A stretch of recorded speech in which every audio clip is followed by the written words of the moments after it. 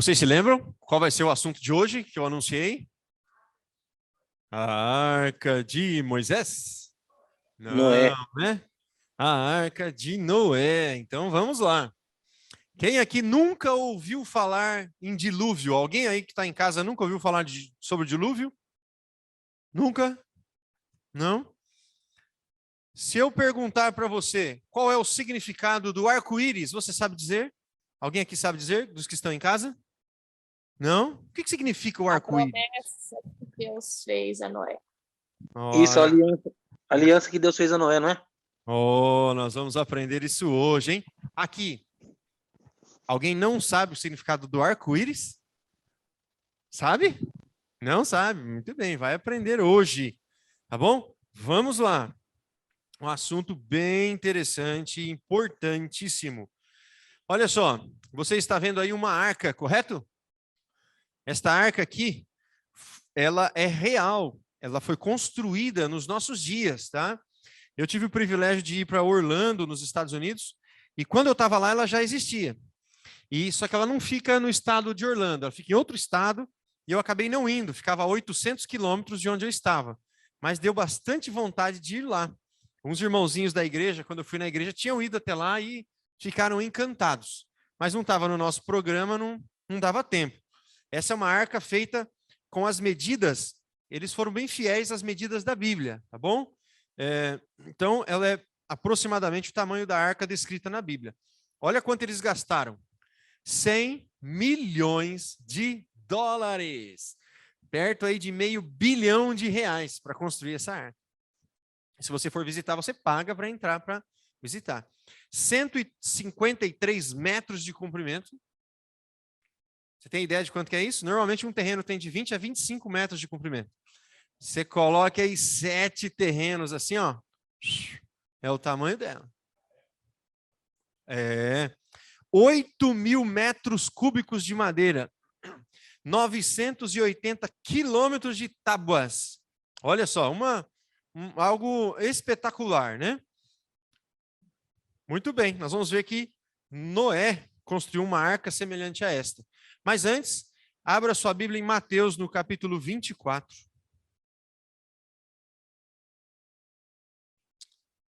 Evangelho de Mateus, no capítulo 24. O que Jesus falou sobre o dilúvio? Sabe que existem pessoas que duvidam que o dilúvio aconteceu? A pessoa que duvida que o dilúvio aconteceu não crê na Bíblia, porque a Bíblia é clara sobre a ocorrência do dilúvio e o próprio Jesus confirma que o dilúvio aconteceu, tá?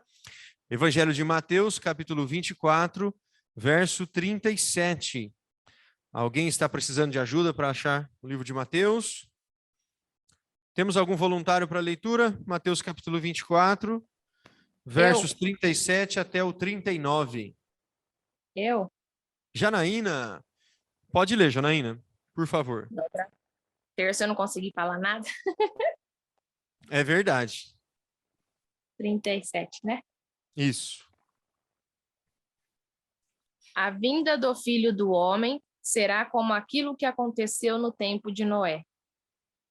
Pois antes do dilúvio, o povo comia e bebia, e os homens e as mulheres casavam, até o dia em que Noé entrou na arca.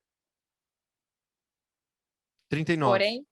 Porém não sabiam o que estava acontecendo, até que veio o dilúvio e levou todos. Assim também será a vinda do Filho do Homem. Olha só, Jesus compara o dilúvio com a sua volta, percebe? Como estava o mundo nos dias do dilúvio, ele compara como será o mundo nos últimos dias.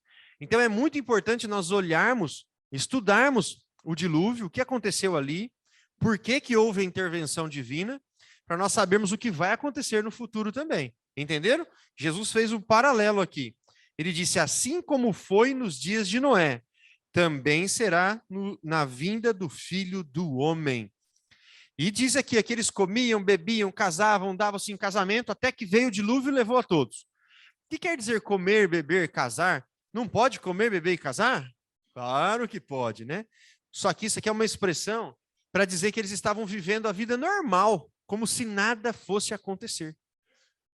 despreocupados, irmã Jo. Os sinais estavam lá e ninguém queria nem saber, tá bom? Tem um filme que lançaram recentemente agora que chama Não Olhe para Cima. Não sei se alguém assistiu aqui. Concorreu ao Oscar. Esse filme é muito interessante. Eu não gostei. Do meio para cima eu já não gostei nada do filme. Mas é do meio para frente. Mas a ideia é bem legal. O mundo estava para ser destruído por um meteoro, diz o filme. E eles comprovaram, mostraram, mas ninguém estava se preocupando com aquilo.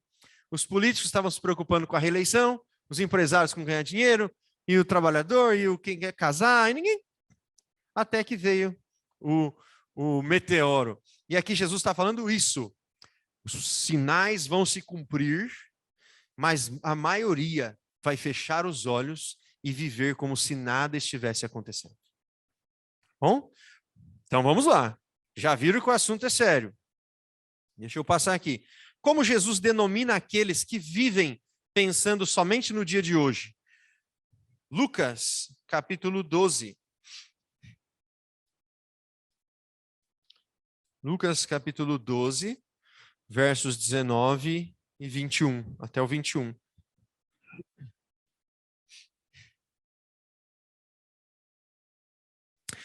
Alguém gostaria de ler, por favor? Lucas, Evangelho de Lucas, capítulo 12, versos 19 até o 21.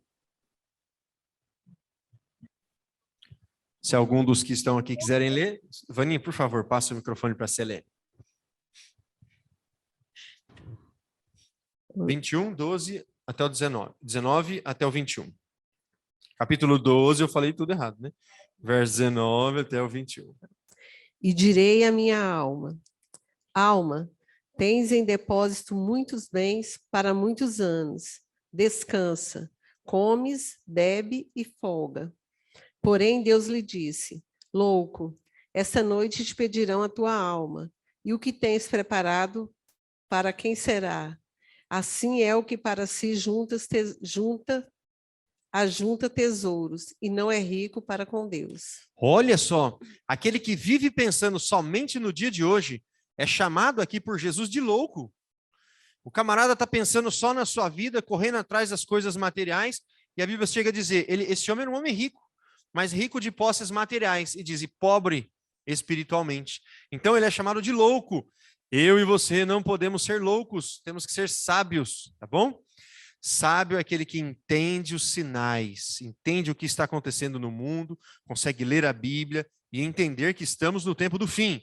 Não viva como louco, como se nada estivesse acontecendo, tá? Os sinais estão aí. Bom, qual foi o ato de fé de Noé? Hebreus. A minha técnica para achar Hebreus é sempre chegar em Apocalipse e depois voltar para a esquerda, tá? Que você já logo chega em Hebreus. Capítulo 11, no versículo 7. Qual foi o ato de fé de Noé? Agora nós começamos a falar um pouquinho sobre Noé. O Vaninho vai ler para nós, mas vamos só esperar o pessoal localizar aqui, Vaninho.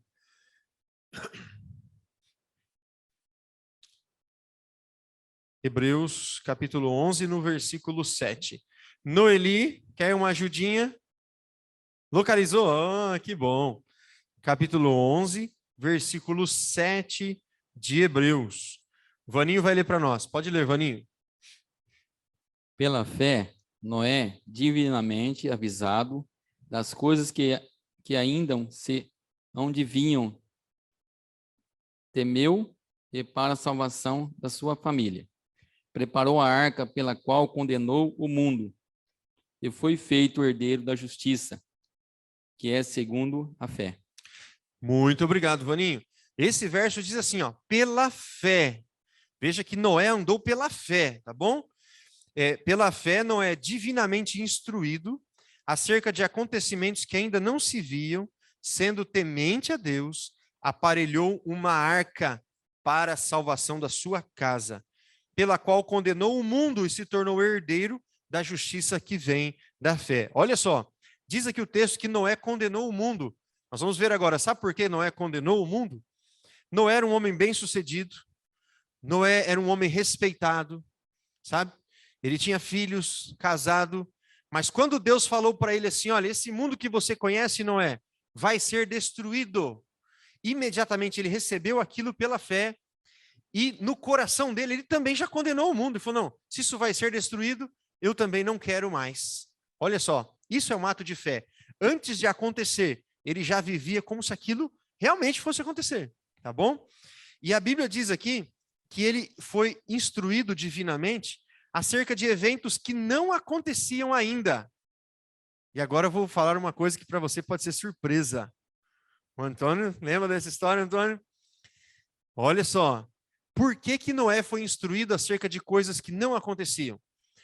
Deus avisou Noé que iria haver um dilúvio. Dilúvio, uma chuva, né? Nós vamos ver daqui a pouco a intensidade dela.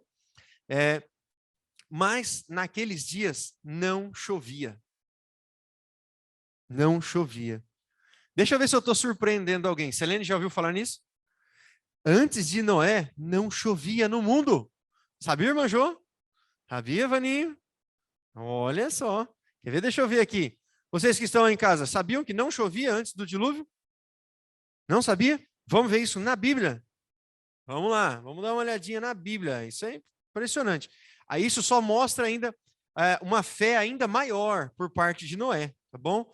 Gênesis capítulo 2. Vai lá para o livro de Gênesis, o primeiro livro da Bíblia. Capítulo 2, versos 5 e 6. Gênesis capítulo 2, versos 5 e 6. Gênesis é facinho de achar, né? Eu vou ler esse texto. Está escrito assim: não havia ainda nenhuma planta do campo na terra, pois ainda nenhuma erva do campo havia brotado, porque o Senhor Deus não fizera chover sobre a terra. E também não havia homem para lavrar o solo. Bem, se não chovia, como é que as plantas eram molhadas? Verso 6 vai dizer: mas uma neblina fazia o quê? Subia da terra e regava toda a superfície do solo. Gente, que coisa impressionante, tá? Como é que era antes do dilúvio, nos dias de Noé? Uma neblina subia da terra e molhava a terra de maneira adequada. Não era chuva como nós temos hoje. Não era chuva. Você vai ver que por causa da chuva, por causa do dilúvio, Deus criou inclusive o arco-íris, tá? Mas vamos lá. Não é impressionante isso? Vamos seguir. Agora, o que aconteceu com a humanidade para Deus precisar mandar um dilúvio? Nós vamos ver que a humanidade foi decaindo, sabe? Decaindo moralmente. Gênesis, se nós lermos o Gênesis capítulo 1 inteiro, vamos ver que Deus criou um mundo perfeito, criou o primeiro casal, tudo era perfeito e organizado, não havia nada ruim. Mas aí vem o capítulo 3, que nós já estudamos, que a serpente engana ali a Eva, tá? Dá uma olhadinha em capítulo 3, verso 7. Eu vou fazer a leitura. Abriram-se então os olhos de ambos, e percebendo que estavam nus, coseram folhas de figueira e fizeram cintas para si. Esse texto mostra o pecado de Adão e Eva, tá? Nós já estudamos ele. A partir desse momento, a humanidade sai de um status de santidade e passa a mergulhar no pecado. Olha o capítulo 4 de Gênesis. O título dele é Abel e Caim. Lembra da história de Abel e Caim? Quem matou quem? Foi o Abel que matou o Caim ou o Caim que matou o Abel? O Caim que matou o Abel. O primeiro homicídio da história. E quem foi? Olha, um primeiro homicídio numa mesma família. E filhos de Adão e Eva. Já imaginou a tristeza de Adão? Tudo culpa do seu pecado lá. Ó. Se ele não tivesse cometido aquele erro, não teria acontecido isso. Imaginem a tristeza deste pai, né? Então, observe que a humanidade foi caindo no pecado, moralmente. Aqui, a partir do verso 8 ao 12, está o homicídio cometido por Caim contra Abel. Você pode ler depois. Agora, Gênesis 4, nos versos 19 até o 23, aparece pela primeira vez a bigamia na história. E ela vem exatamente dos descendentes de Caim. Preste muita atenção no que eu vou te dizer agora. A humanidade começa a ficar dividida. Os descendentes de Caim se tornam pessoas más, tá? Não querem mais saber de Deus. de obedecer a lei de Deus, a palavra de Deus. Tanto que aqui o capítulo 4, a partir do verso 17, descreve a descendência de Caim. Vamos dar uma lidinha para ver como eles eram? Olha, e coabitou Caim com sua mulher. Verso 17. Ela concebeu e deu à luz a Enoque. Caim edificou uma cidade e lhe chamou Enoque. Gente, a primeira cidade da história, viu? Primeira cidade da história da humanidade. Chamava-se Enoque, feita por Caim. Veja que a humanidade começou a se aglomerar em cidades lá naquele passado lá. Continua. A Enoque nasceu-lhe Irade. Irade gerou a Meujael. Meujael a Metusael. E Metusael a Lameque. Percebe? A descendência de Caim. Verso 19. Lameque tomou para si 2 esposas. O primeiro caso de bigamia da Bíblia. O nome de uma era Ada e da outra Zilá. Ada deu à luz a Jabal. E este foi pai dos que habitam nas tendas e possuem gado. O nome de seu irmão era Jubal. Este foi pai de todos que tocam harpa e flauta. Verso 22. Zilá, por sua vez, deu à luz a Tubal-Caim, artífice de todo instrumento cortante de bronze e de ferro. A irmã de Tubal-Caim foi Naamá. Olha que interessante. Aqui está descrevendo a descendência de Caim, gente. Um homem ímpio, tá? Você que está em casa, vai acompanhando. E vai dizendo, eles fazem uma cidade, a cidade cresce, todos eles têm filhos. Aqui fala o nome só de alguns, tá? Eles tinham um monte de filhos. Só os que destacaram. E alguns já começam a fazer, criar gado, acumular patrimônio. Outros já começam a fazer instrumentos cortantes, armas, tá? De bronze, coisa parecida. E a humanidade foi se desenvolvendo. Só que esse grupo aqui, nenhum queria saber de Deus. Tanto que, se a gente continuasse a leitura, vai ver que o Lameque comete de novo um homicídio. O seu avô, Caim, tinha matado 1, ele mata 2. Tá? Isso é uma citação. E muitos homicídios começaram a acontecer na terra. Bem, Eliselto, então, era um estrago no passado? Era. Mas havia um grupo de pessoas que eram tementes a Deus. Dá uma olhadinha no capítulo 4, no verso 26. A 7. Bom, verso 25, desde o verso 25, 4, 25. Tornou Adão a coabitar com sua mulher. E ela deu à luz um filho, a quem pôs o nome de Sete. Lembra? Morreu Abel. Agora eles tiveram outro filho. Qual o nome dele? Sete. E continua a leitura. Porque disse ela, Deus me concedeu outro descendente no lugar de Abel, que Caim matou. A Sete nasceu também um filho, ao qual pôs o nome de Enos. Daí se começou a invocar o nome do Senhor. Que coisa interessante. Um grupo da humanidade, olha, eu subi aqui, tá me enxergando aí? Um grupo, eu me empolguei, hein? Um grupo da humanidade foi assim completamente desviado, e um grupo maior, mas um grupo menor começou a se consagrar ainda mais a partir de Enos. Conforme um lado ia, sabe, estragando, esse grupo aqui começou a invocar o nome do Senhor, se reunir, orar, orar, orar. Tá? A partir do verso 5, do capítulo 5, descreve toda a genealogia de Adão, da descendência de Sete, tá? Do lado de Sete. Era uma descendência boa. Todos os nomes que estão aqui no capítulo 5 são os nomes das pessoas fiéis a Deus. Está me acompanhando aí? Até que, olha lá o verso 21 até o 24. Capítulo 5, verso 21 até o 24. Alguém pode ler? A irmã Jo vai ler no microfone. Então, olha, se eu estiver falando muito rápido, você ficar com alguma dúvida, me interrompe aí, pode perguntar, tá bom? Capítulo 5, verso 21 até o 24. Enoque viveu 65 anos e gerou a Metusalém. Andou Enoque com Deus e depois que gerou a Metusalém, viveu 300 anos e teve filhos e filhas. Todos os dias de Enoque foram 365 anos. Andou Enoque com Deus e já não era, porque Deus o tomou para si. Muito bem, Que muito lindo obrigado, irmã texto, Jô. né? Você observou uma coisa diferente? Quantos anos esse homem viveu? 365. Você conhece alguém que já viveu 365 anos? Mas nesta época aqui, eu quero que você pense assim. A humanidade tinha acabado de sair das mãos de Deus. Sabe esse corpinho fraco que eu e você nós temos aqui? Né? Não era assim. Eram muito mais saudáveis e fortes. E eles viviam muito. Adão viveu 930 anos. Quase 1000 anos.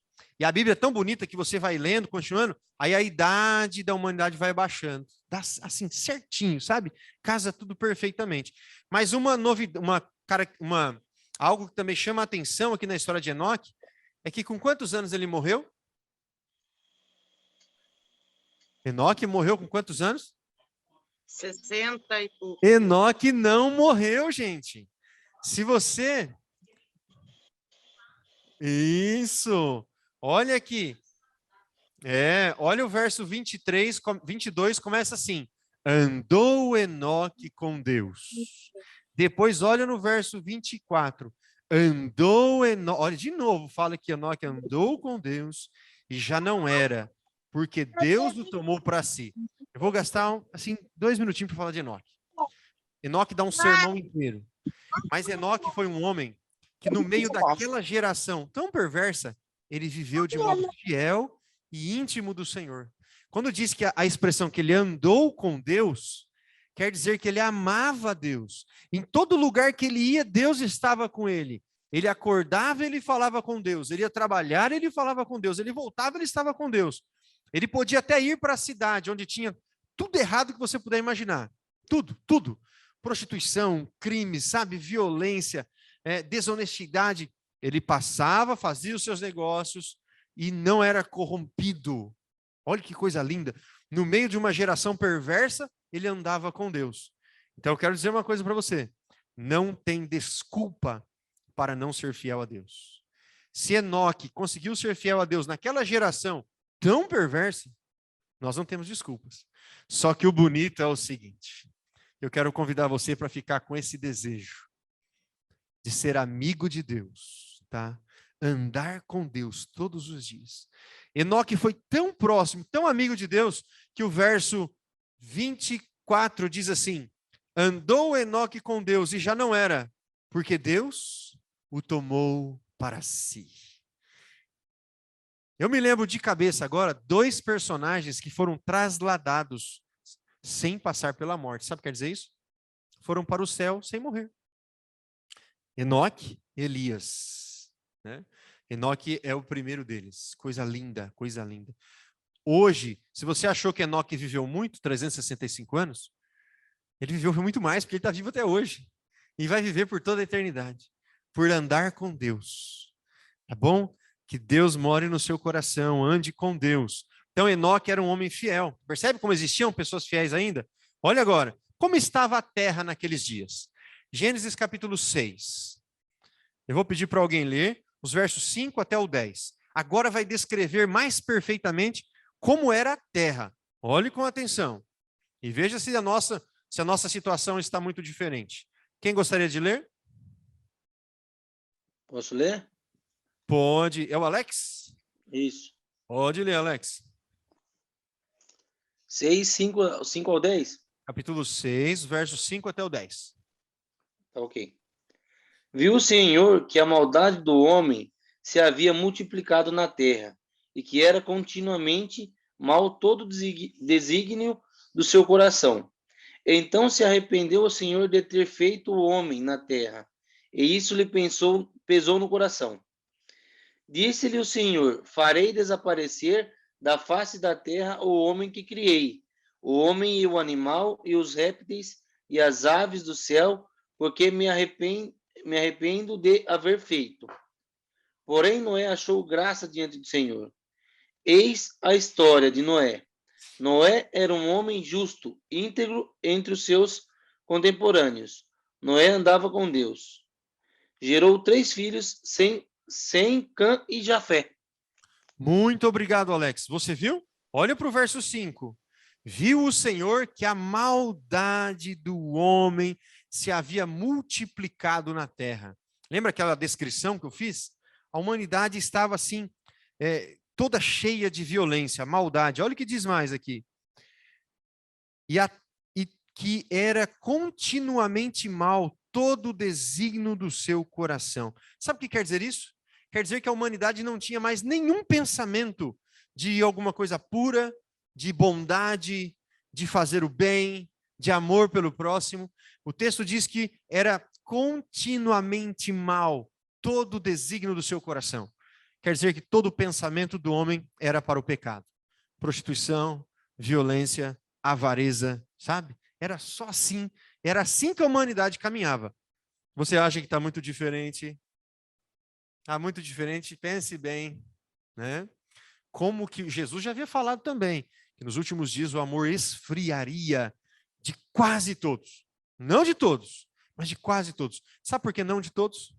Porque sempre na história da Terra, sempre teve um grupo de pessoas fiéis a Deus. Sempre. Isso é lindo, tá? Não pense que é a maioria, porque não é. Não é, tá bom? E você está fazendo parte hoje da minoria que busca a palavra de Deus. Isso é fantástico. Amém. Então, quando você vê a maioria, é ruim ver a maioria às vezes no lado errado. Mas fique alegre porque você está no caminho do Senhor, tá bom? Entenda isso. Mas aqui viu o Senhor que a terra estava daquele jeito que não tinha mais jeito. E ele decidiu intervir na história da terra. Mas aqui no verso 8, fala que Noé achou graça diante do Senhor. Mais um personagem fiel, Noé. Noé era fiel ao Senhor, mesmo naquela geração tão corrompida. Olha agora os versos 10 e 11. 11 e 12. Eu vou ler. A terra estava corrompida à vista de Deus e cheia de violência. Viu Deus a terra e eis que estava corrompida, porque todo ser vivente havia corrompido o seu caminho na terra. Vê como a Bíblia ela descreve aqui que a situação era muito ruim, tá? Agora, o que Deus pediu para Noé fazer? Versos 14 e 15, o Alex, 14 até o 18. O Alex pode ler para nós? Posso sim. Vamos 14. lá, capítulo 6, versos 14 até o 18. Faze uma arca de tábuas de cipreste. Nela farás compartimentos e cafetarás com betume por dentro e por fora. Deste modo, a farás de 300 côvados, será o comprimento de 50, a largura e a altura de 30. Pode continuar, até o 18. Farás ao seu redor uma abertura de um côvaco de altura. A porta da arca colocarás lateralmente. Farás pavimentos na arca, um embaixo e um segundo e um terceiro. Porque estou para derramar águas em dilúvio sobre a terra para consumir toda a carne, em que há fôlego de vida, debaixo dos céus. Tudo o que há na terra perecerá. Contigo, porém, estabelecerei a minha aliança. Entrarás na arca, tu e teus filhos, e tua mulher e as mulheres de teus filhos. Olha que coisa interessante. Muito obrigado, Alex. Nada. Deus mandou Noé fazer uma arca. Deus falou como era a madeira, como era para fazer. Quantos andares tinha a arca? 3, exatamente. Olha, 3 compartimentos, coisa curiosa. Qual o tamanho? 300 côvados de comprimento, 50 de largura e 30 de altura. O côvado é mais ou menos meio metro, tá? Então, 150 metros de comprimento. Uma arca enorme. Agora, imagine só, naquela época, fazer uma arca dessa, tá? Eu vou pular alguns versinhos para dar tempo da gente fazer toda a leitura. Mas você pode ler depois o capítulo 6, 7, 8, inteirinho. Vale a pena. Noé demorou 120 anos para fazer a arca. E durante esses 120 anos, ele ficou pregando que iria chover, que iria vir o dilúvio. Sabe o que as pessoas falavam para ele? Noé, você é louco, porque não chove. Primeiro que você é louco porque você está fazendo uma arca aqui num lugar seco. Como é que você vai pegar esse negócio desse peso e colocar no mar lá depois, na água? E Noé, não, eu não vou colocar ele na água, a água vai vir aqui. Já imaginou? Como era pela fé que ele agia, né? Noé, diziam os cientistas, não vai chover, porque não chove. Noé, nunca choveu. Essa era uma teoria. E não é assim que a ciência faz hoje em dia? A ciência esnoba dos cristãos. A ciência zomba em muitos momentos dos cristãos. Só que a verdadeira ciência, ela nunca contradiz a Bíblia. Sabia que existe um grupo muito grande de cientistas famosos hoje em dia que já creem na Bíblia e creem em Deus como Criador? Mas um percentual muito grande de cientistas famosos, tá bom? Então, o grupo de cientistas falava, não chove. Nunca choveu, não vai chover. Você está louco. Agora tinha um grupo de religiosos também, só que eram idólatras, adoravam ídolos, imagens, sabe? Tinha aquelas teorias deles. O que eles falavam para Noé? Falavam assim, Noé, Deus não vai fazer isso, porque ele criou a humanidade. Você acha que ele vai destruir o homem que ele criou? E agora eu quero falar um negócio para você. Talvez você possa pensar assim, puxa vida, mas Deus é pai, não é? Ele é criador. Por que que ele que ele fez isso? Destruiu as pessoas? Lá dessa época. Nós vamos ver que a humanidade foi destruída. Por que que Deus fez isso? Primeira coisa que eu quero dizer é que é o seguinte, essa foi a primeira, mas não foi a única. Se você estudar a história de Sodoma e Gomorra, vai ver que uma cidade inteira, 2 cidades inteiras foram destruídas. Sabia? E a Bíblia é muito clara que nos últimos dias os ímpios serão destruídos. Por que disso? É porque isso é necessário. Deus dá todas as oportunidades. Mas chega num determinado momento, Deus vai segurando até onde dá. Que chega uma hora que se não houver a intervenção divina, o caos completo se instala. E aí até passa do ponto. Sabe? Então, Deus ele vai aguardando. A Bíblia tem uma expressão assim, que é esperar a taça encher. Sabe? A taça vai enchendo, enchendo, enchendo. Na hora que ela enche, aí Deus fala, basta, basta. Tá bom? Então, Deus é amor, já vimos isso, mas em alguns momentos ele precisa intervir. Essa geração, se não houvesse a intervenção divina, tudo poderia ter sido, ficado pior. Selene? Quer usar o microfone? Foi assim com a Covid? Com a Covid? Sim. Eu não acredito. Eu não acho. Eu acho que a Covid, a Selene, vocês ouviram, né? Se a Covid era Deus nos punindo, eu acho que é um sinal. É um sinal de que Jesus está próximo para voltar. É como nós falamos da guerra, tá? Deus quer essa guerra que está acontecendo lá? Não quer. Mas ele já sabia que nos últimos dias seriam assim. A humanidade vai ficando má. Olha, uma guerra dessa, nós vimos essa semana que uma cidade inteira foi destruída, massacrada, né? Por ganância humana. Deus quer isso? Não, não quer. Mas ele, sabendo que tudo isso vai acontecer, ele vai advertindo. Assim como as doenças, as pragas, olha, vai aumentar, tá bom? Agora, a destruição final será em fogo mesmo, e é a intervenção divina. Alguém falar alguma coisa? Sim, Vaninho. Ricardo, eu acho que o microfone do Vaninho. Vai, pode falar. Viu? Eu acho também que né, são as profecias também, né? Que Jesus deixou as profecias que ia se cumprir no final dos tempos, que seria nessas doenças, né? As guerras, né? Então são todas profecias que realmente Deus deixou e está se cumprindo hoje nos dias nossos, que é o final dos últimos dias, né? Que estão vivendo na Terra. Exatamente. Irmã Ju ia falar alguma coisa? Era exatamente isso? Isso. A irmã Jô está falando que a Bíblia já falava que teríamos epidemias, terremotos, guerras, né? Isso mesmo, cenário do fim. Mas vamos voltar lá para Noé. Muito bem, vocês já entenderam. Deus fez a advertência, Noé pregou por 120 anos, e olha o que aconteceu. Como foi o dilúvio? A sua Bíblia no capítulo 7 de Gênesis, verso 1. Algum voluntário para a leitura? Quem será o voluntário aí? Posso ler? Aí, Marisa, pode ler sim.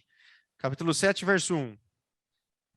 Disse o Senhor a Noé: entra na arca, tu e toda a tua casa, porque reconheço que tens sido justo diante de mim, no meio desta geração. Muito bem, olha que interessante. Deus disse assim, Noé, o tempo passou, a arca está pronta, chegou o dia. Já imaginou? Entra tu na arca. Eu quero descrever algumas coisas para você aqui. Chegou o dia, Noé chamou todo aquele povo, ficou uma multidão, ele fez um grande apelo, e as pessoas não aceitaram, não quiseram entrar na arca. De repente, sabe o que aconteceu? Um grupo de animais saiu assim da floresta, sem ninguém estar tocando, dirigindo eles. E aqueles animais foram entrando na arca, assim, ó, 2 a 2. A Bíblia descreve isso aqui, depois você pode ler tudo. Entrando 2 a 2, e aquele pessoal ficou assim de boca aberta. O que está acontecendo? Olha, mais um sinal de Deus, de que era para entrar na arca. E aquele grupo de animais entrou na arca, animais ferozes, junto com animais simples, todos entraram. Animais não ferozes, né? Entraram na arca, mansos. E aquele povo falou, olha, o que está acontecendo? Mesmo isso, gente, mesmo algo sobrenatural, não foi capaz de amolecer o coração daquele povo. Percebe? Não tinha mais nada para fazer para eles, nada. Eles não entraram. Então, Noé e sua família entraram na arca. Quando eles entraram na arca, a arca tinha uma porta enorme e ela foi fechada sem o auxílio de mãos, automaticamente. O próprio anjo do Senhor fechou aquela porta assim, ó, de tal maneira que não dava para abrir quem estava do lado de fora. E eles entraram na arca, e o que você acha que aconteceu quando eles entraram na arca? Começou a chover? Ainda não, Selene. Eles ficaram 7 dias dentro da arca. Lá eles, os animais, e não chovia. Mais um teste para a fé de Noé. Olha que fé que esse homem teve. E ele ficou lá dentro da arca.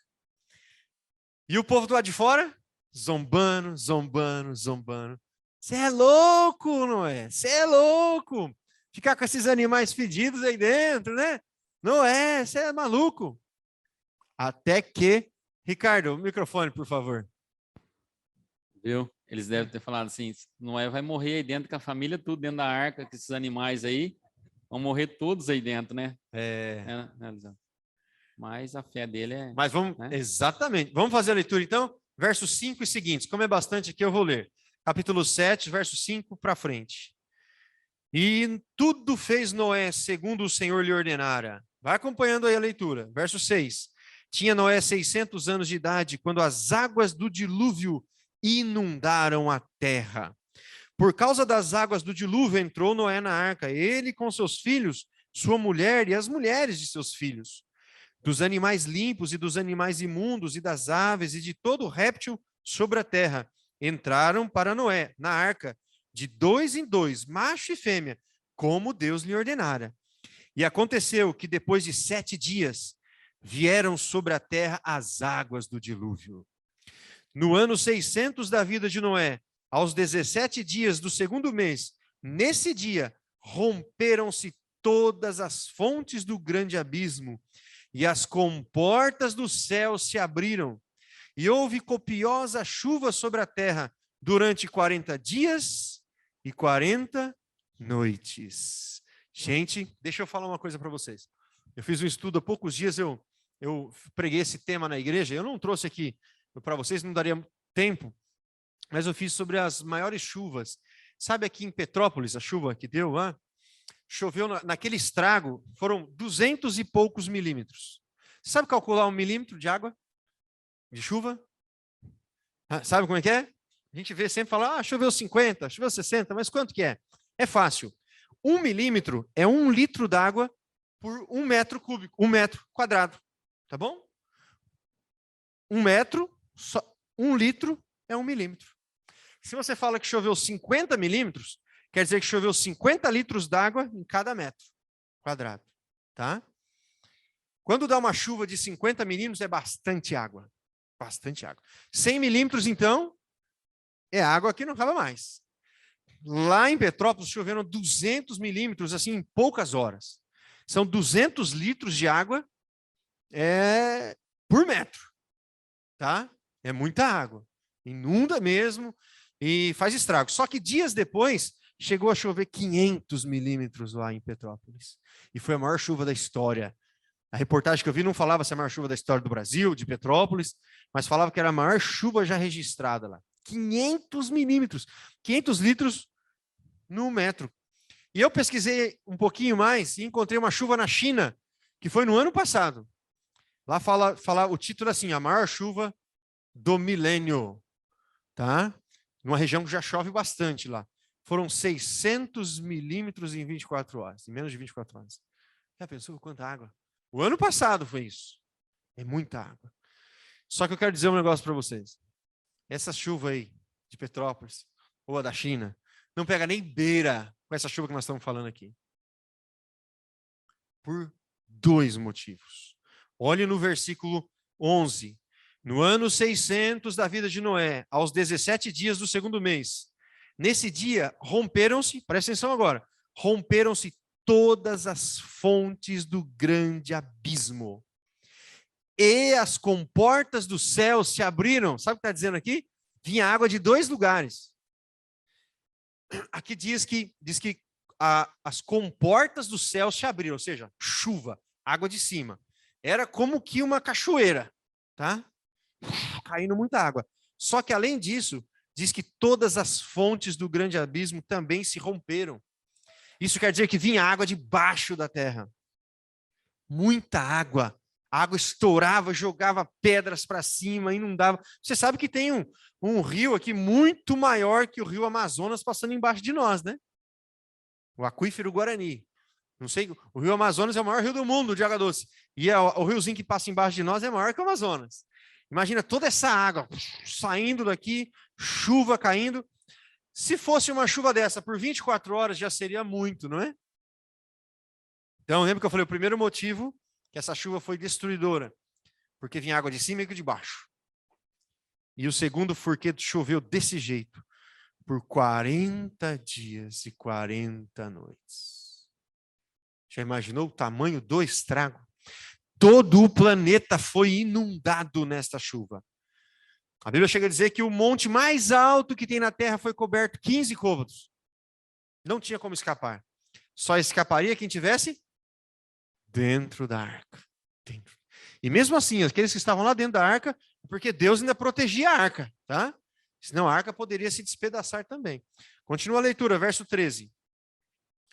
Verso 13. Nesse mesmo dia entraram na arca Noé, seus filhos, Sem, Cã e Jafé, sua mulher e as mulheres de seus filhos. Eles e todos os animais segundo as suas espécies. Tá? Deixa eu ver. Verso 17 agora. Durou o dilúvio 40 dias sobre a terra. Durou o dilúvio 40 dias sobre a terra. Cresceram as águas e levantaram a arca de sobre a terra. Predominaram as águas e cresceram sobremodo na terra. A arca, porém, vogava sobre as águas. Olha, a arca lá, boiando, né? Continua. Prevaleceram as águas excessivamente sobre a terra e cobriram todos os altos montes que havia debaixo do céu. 15 côvados acima deles prevaleceram as águas e os montes foram cobertos. Pereceu, olha o verso 21, gente. Pereceu toda a carne que se movia sobre a terra, tanto de ave como de animais domésticos e animais selváticos, e de todos os enxames de criaturas que povoam a terra, e todo homem. Gente, é triste isso daqui, né?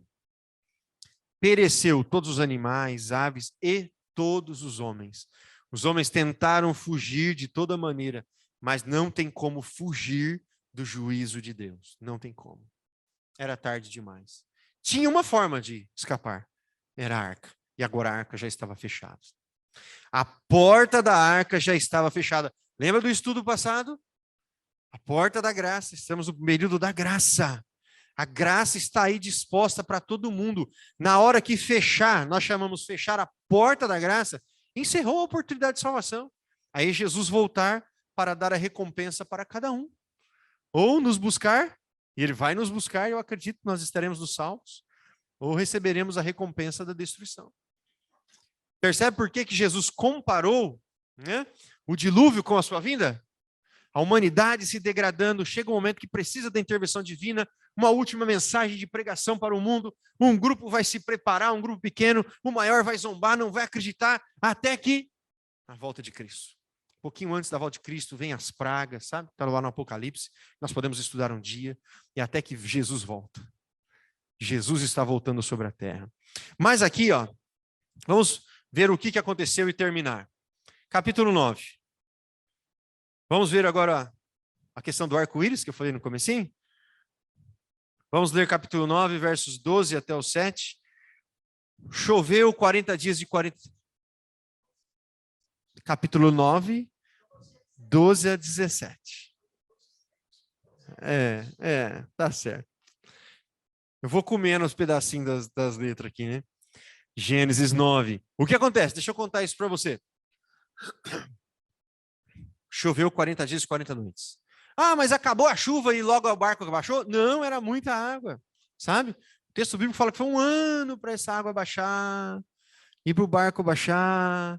E eles fizeram alguns testes, soltaram pomba, para ver se a pomba voltava, e uma pombinha vai e volta sem nada. Aí um dia uma vai e volta com um raminho na boca, eles ficam felizes, olha, já está crescendo a natureza de novo na terra. Ó, um ano depois... Até que uns soltam algumas pombas, elas não voltam. Quer dizer, tinha lugar para pousar, tinha alimentação, e eles entendem que era a hora de descer da arca. Capítulo 9, verso 12. Falei certo, Manjô?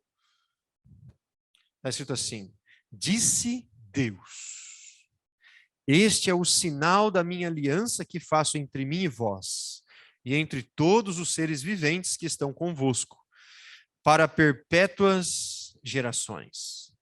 Porém nas nuvens o meu arco será por sinal da aliança entre mim e a terra.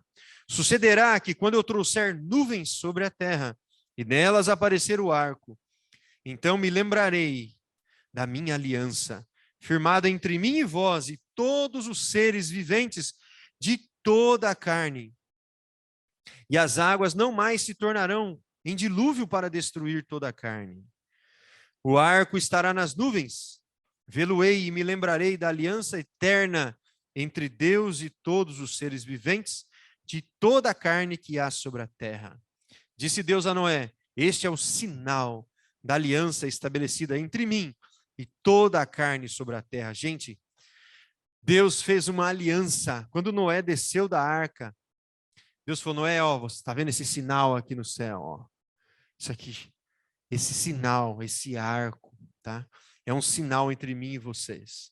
Toda vez que chover, vai aparecer esse sinal. Uma aliança entre nós, de que eu não mais destruirei a terra por águas. Sabe? Deus aqui está mostrando a sua misericórdia. Imagine só como ficaria a mente das pessoas quando começasse a chover de novo. Vai chover, vai destruir tudo. Deus diz: não, calma, olha o meu sinal aí. Uma aliança. Deus faz uma aliança com o povo. Então, quando você ver no céu um arco-íris, olha aí, está aparecendo para vocês o arco-íris? Olha que bonito. Lembre-se que isso daqui é um símbolo da misericórdia de Deus, da aliança de Deus conosco. Quem não sabia disso, levanta a mão aí. Sabia, Selene? Olha que coisa linda, gente. Um sinal de Deus que aparece para nós toda vez que chove. É Deus se manifestando, fazendo a gente lembrar. Olha a importância de estudar a Bíblia. E as pessoas veem o arco-íris aí, olha, como se não acontecesse nada, não fosse nada. É uma manifestação divina, Eliseu, da aliança divina. Alguém chamou? fui eu, Alex. Pode falar, Alex. Um dia eu comentei isso aí, que eu acho que foi na casa da minha sogra uma vez, que tava chovendo e apareceu o arco-íris, né? Aí eu tinha comentado, falei: vocês sabem o que significa o arco-íris? Aí não sei quem que respondeu, acho que foi minha sogra que respondeu, que no final do arco-íris tem um pote de ouro. Eu falei: não, não tem nada disso aí. É isso, Falei: isso é sabedoria, né? esse arco-íris aí é uma aliança que Deus formou com Noé, na época de Noé, que nunca mais destruiria a terra em águas. Após o dilúvio, ele fez uma aliança com Deus. E isso está até na Bíblia, eu falei para ela. Aí ela falou desse negócio do pote, eu falei: não, isso aí é história para eu dormir. Tem um pote de ouro lá, né? Tem um anãozinho lá também. Se for seguir o arco-íris até o final, você acha um pote de ouro do outro lado. Para, rapaz. E fala para ela se ela consegue escorregar no arco-íris também. Escorrega. Mas tá bom. Gente, ó, o arco-íris é coisa linda, tá? Pergunto para você. Noé gastou toda a sua fortuna para construir uma arca. Ele foi um louco? Aos olhos dos homens, foi louco. Mas diante de Deus, a Bíblia diz, ele achou graça diante do Senhor. Ele andou pela fé, percebe? Então ele olhou tudo aquilo e falou, olha isso aqui, vai ser destruído. Esse deve ser o meu e o seu olhar. Não quer dizer que nós não temos que trabalhar, não quer dizer que nós não temos que fazer projetos, mas saber que o nosso lugar não é aqui. Essa terra está condenada. Esta é a verdade, tá bom? E quando você entende isso, isso é libertador. Isso é libertador. Você não está preso a esse planeta e as coisas desse planeta. Se A vai ganhar a eleição, se B vai ganhar a eleição, não é? Se vai acontecer isso ou aquilo. Não, não sou daqui. Logo, o meu rei virá. Essa é a ideia. Sabe? Então temos que ter esse entendimento, assim como Noé, andar pela fé. Eu coloquei um slide aqui de um homem sendo batizado. Você já foi batizado? É necessário ser batizado nas águas, diz a Bíblia. Um dia nós vamos estudar sobre isso, tá? Mas eu quero, olha só, que interessante, a volta de Cristo, eu sempre mostro esse slide, eu acho lindo, né? Eu acho lindo. Um dia nós vamos ver isso aqui no céu, né? Muito maior do que essa imagem, né? Que a gente imagina que vai ser assim. Mas eu quero contar uma história para você, a história dessa menininha aqui. Deixa eu lembrar o nome dela. É alguma coisa Smith. Eu lembro do Smith por causa do Will Smith, mas não tem nada a ver com o Will Smith. Mas ela é Lily, uma coisa assim, esqueci o nome dela. Alguém conhece essa mocinha? Essa moça é uma heroína. No maremoto, no tsunami da Tailândia, em um determinado lugar, essa menina salvou 100 pessoas. Vocês aí de casa estão me vendo bem? Eu subi aqui agora. Quem está me vendo, Marisa? Está vendo a Smith aí? Lily, acho que é Lily Smith. Chile ou Chile? Chile Smith, é Smith mesmo? Chile Smith, olha que legal. Essa menina teve uma aula na escola, na escolinha dela. Na escolinha, o professor explicou como é que acontece um tsunami. Você sabe como é que é o tsunami? Se você estiver na praia, o mar recua muito. Você já percebeu? Todos já foram na praia aqui, né? Não, Selene? Não? É muito legal, Selene. Eu tenho uma coisa para te contar. A água é salgada mesmo, viu? Você nunca foi. Mas quando vai, antes da onda quebrar, o mar volta, ganha força e volta com a onda. Depois que quebra a onda, ele vai até onde vai o seu caminho e ela volta tudo de novo e faz uma onda novamente. Acontece que quando vem um tsunami, o mar volta muito mais, sabe? 50 metros, 100 metros, ele volta. E depois vem essa onda enorme. E essa menina aprendeu isso na escola. E eles estavam brincando no mar e o mar começou a voltar. Voltou. E ela falou para sua mãe, mamãe, isso é sinal que está vindo um tsunami. E a mãe, é mesmo, é sim, eu aprendi, temos que avisar todo mundo. E elas correram na beira da praia avisando. E tinha perto de 100 pessoas ali. Eles avisaram a todos, eles acreditaram porque viram o fenômeno, né, do mar voltando, correram e se abrigaram em lugares altos e depois veio as águas e destruiu tudo. E na praia onde ela estava, nenhuma pessoa morreu do tsunami. Que coisa bonita, né? O que ela fez de espetacular?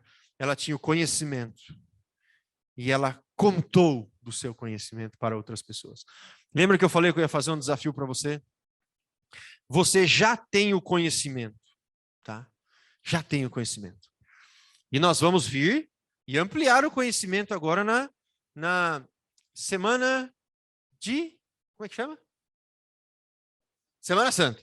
Fugiu o santo da cabeça. Mas eu não quero que você venha sozinho. Já pensou se ela fugisse sozinha? A Tilly Smith. Acertei, Ricardo? Se ela fugir, mãe, vamos fugir, mãe. 90 pessoas iam morrer. Então eu quero que você venha na Semana Santa e traga alguém. Talvez o marido. Eu sei que está aí em casa, ó. A esposa. Tá bom? Ou os filhos. Um amigo do trabalho. Ou você quer ir para o céu sozinho?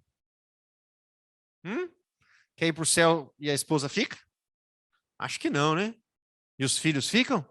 Acho que não, né? Tá bom? Convide alguém, traga alguém. Como é que traz alguém para a igreja? Vamos na igreja amanhã? Ou depois de amanhã, domingo, ou sábado, você vê o dia que você pode e fala, vamos marcar horário, eu te pego, vamos junto. Eu queria tanto que você fosse comigo. Sabe? É assim que faz. Eu estou pregando o evangelho, livrando aquela pessoa da morte, gente. Muito bem.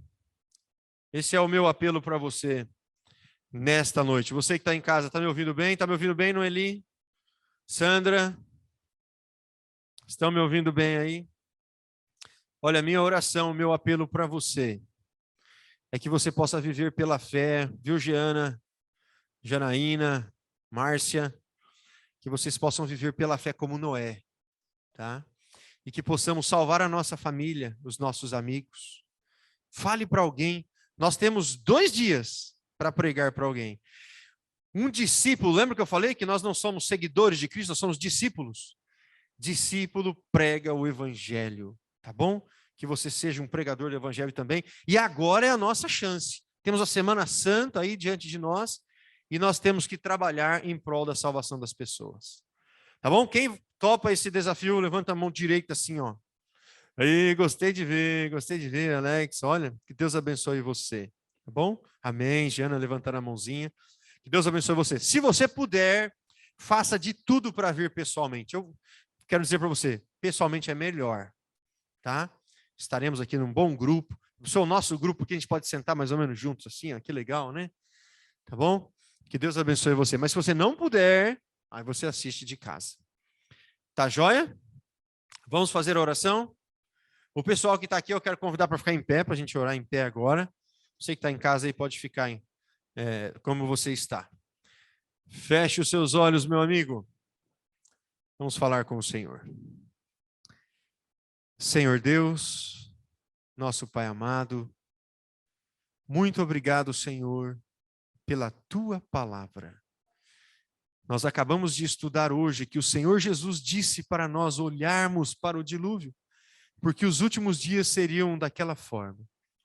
E acabamos de estudar, Senhor, o dilúvio. E ficamos espantados, bom Pai. Vimos como muitas pessoas rejeitaram o evangelho naqueles dias. Mas Noé e sua família foram salvas, isso enche o nosso coração de alegria. Porque nós queremos também salvar a nossa família. Abençoa, Senhor, cada pessoa que está participando desse estudo. Nós vamos começar logo, logo a Semana Santa, bom Pai. Que o Espírito Santo do Senhor nos abençoe. Nós queremos vir aqui para a igreja felizes, animados e ouvir a Tua palavra. Mas nós queremos também vir com uma pessoa querida. Abençoa, Senhor, cada pessoa que está aqui. Que tenhamos o Espírito Santo para evangelizar outras. É o que pedimos, bom Pai. Em nome de Jesus. Amém.